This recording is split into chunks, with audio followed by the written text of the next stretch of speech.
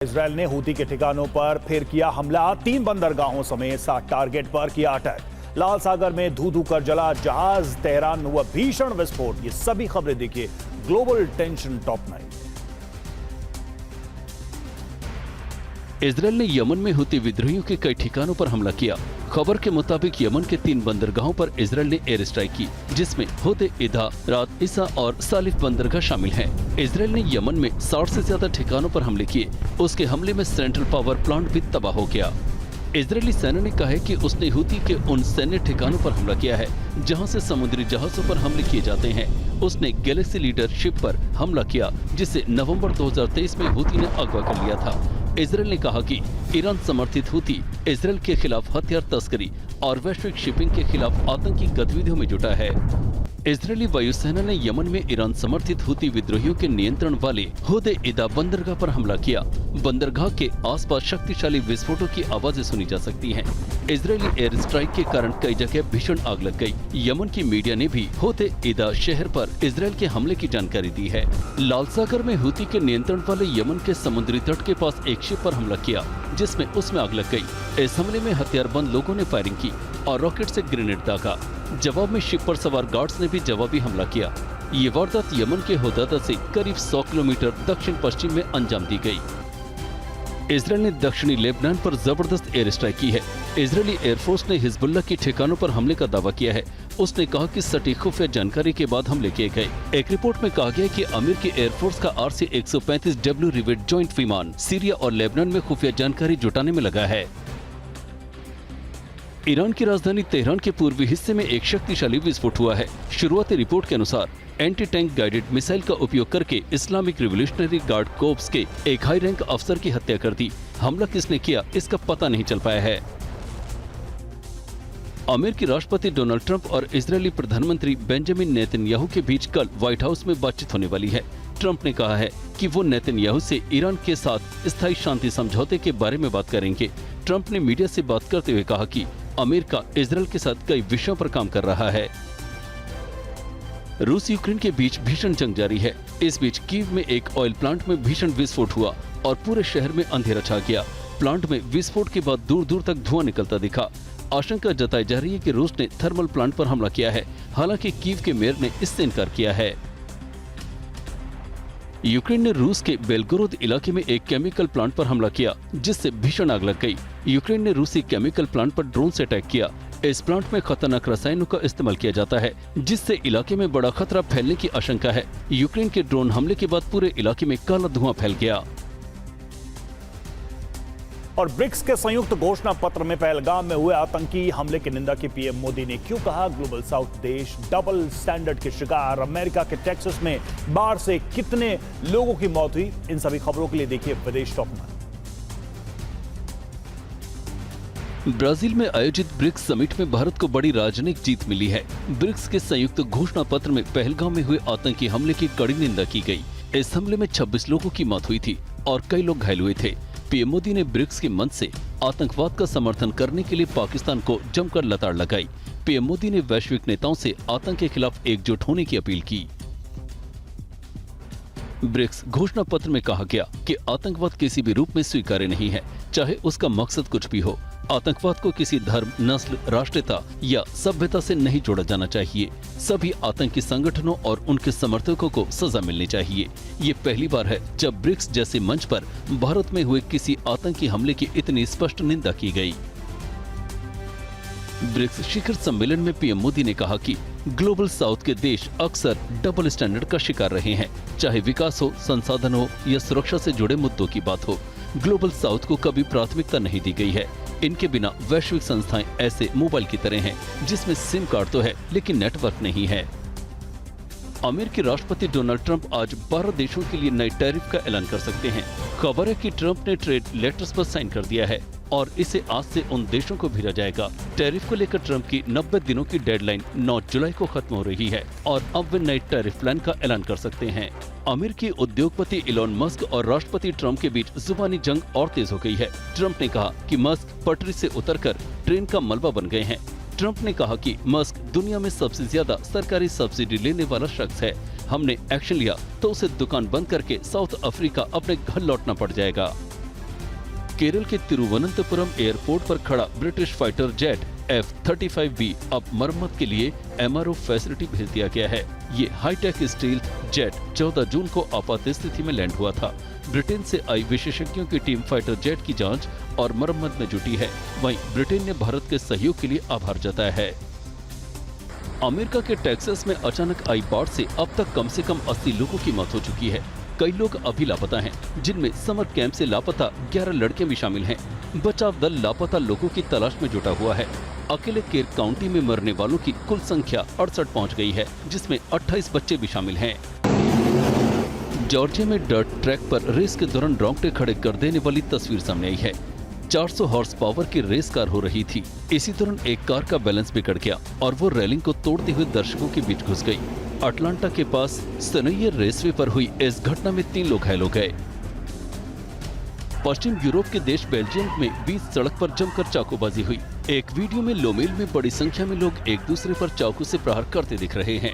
हर तरफ अफरा तफरी मची है। लोग जान बचाने के लिए भागते नजर आ रहे हैं।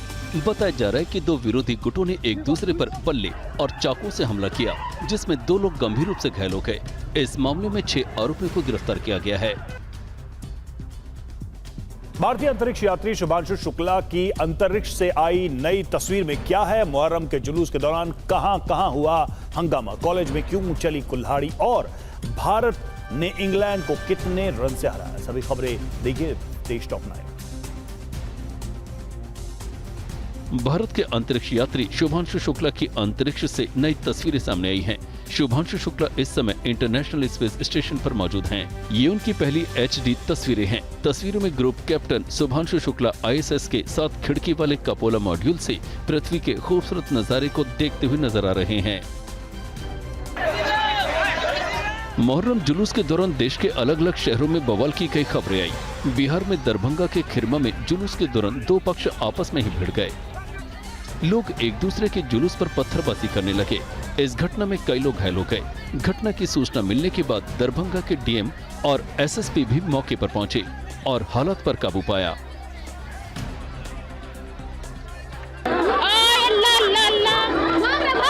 बिहार के भागलपुर में मुहर्रम के जुलूस के दौरान 2 पक्षों में जमकर विवाद हो गया।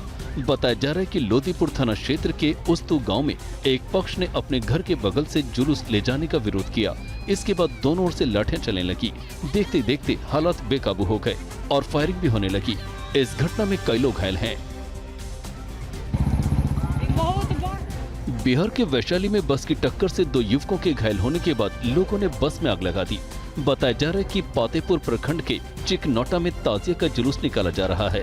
इसी दौरान वहां से गुजर रही एक बस की ठोकर से ताजिया जुलूस में शामिल 2 युवक घायल हो गए। इसके बाद गुस्साए लोगों ने बस में आग लगा दी। जो पूरा जल जाएगा देखना। यूपी के बरेली में एक ताजिया हाई टेंशन लाइन की चपेट में आ गया और उसमें आग लग गई। ये घटना फरीदपुर के गौसगंज नहर के पास की है। ताजिया में आग लगते ही मौके पर भगदड़ मच गई। प्रशासन के मना करने के बावजूद बरेली में 25 फीट ऊंचा ताजिया निकाला जा रहा था, जबकि सरकार ने 10 फीट से अधिक ऊंचाई का ताजिया नहीं बनाने का आदेश दिए थे।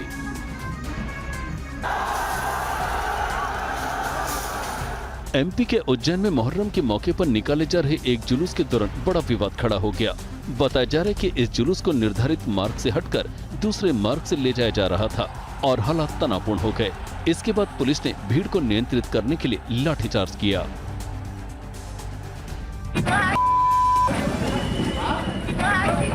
महाराष्ट्र में पुणे के एक कॉलेज में फिर से गुंडागर्दी की तस्वीरें सामने आई हैं। आजम कैंपस में दोपहर के वक्त छात्रों के 2 गुटों में जमकर मारपीट हुई। इस दौरान छात्रों ने एक दूसरे पर कुल्हाड़ी और हथौड़े से हमला किया, जिसमें 2 छात्र गंभीर रूप से घायल हो गए। घटना की सूचना मिलते ही पुलिस मौके पर पहुंची और घायल छात्रों को अस्पताल पहुंचाया।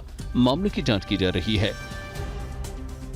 दिल्ली सरकार ने सरकारी अस्पतालों में नियुक्त किए गए करीब 1300 नर्सिंग स्टाफ को नियुक्ति पत्र सौंपा। सीएम रेखा गुप्ता ने इसे दिल्ली के स्वास्थ्य ढांचे को मजबूत करने की दिशा में बड़ा कदम बताया। इस मौके पर केंद्रीय स्वास्थ्य मंत्री जयप्रकाश नड्डा समेत अन्य वरिष्ठ मंत्री मौजूद थे।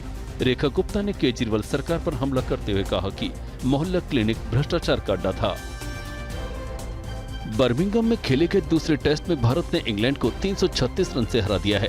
608 रन के टारगेट का पीछा कर रही इंग्लैंड की टीम 271 रन पर ढेर हो गई।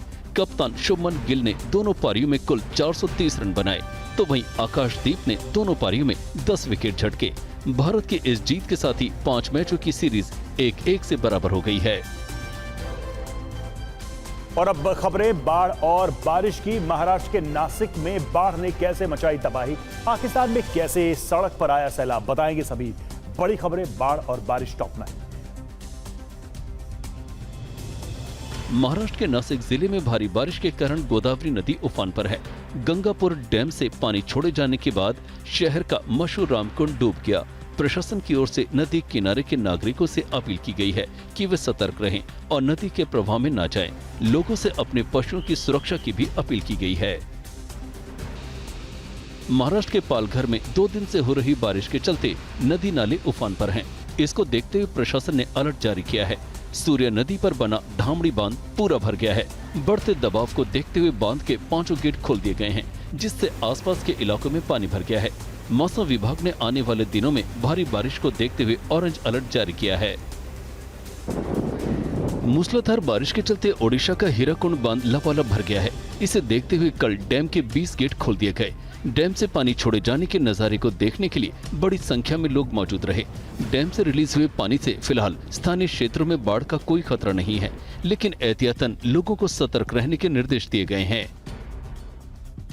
एमपी के दतिया में सिंध नदी में उफान से सेबड़ा का छोटा पुल डूब गया है, जिससे 30 गांव का जिला मुख्यालयों से संपर्क कट गया है।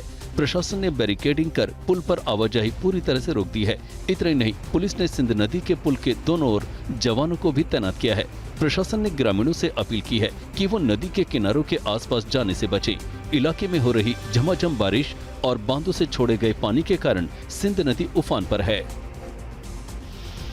महाराष्ट्र में मानसून ने जोर पकड़ लिया है। कई जिलों में भारी बारिश हो रही है। वाशिम में मूसलाधार बारिश को देखकर किसानों के चेहरे खिल गए।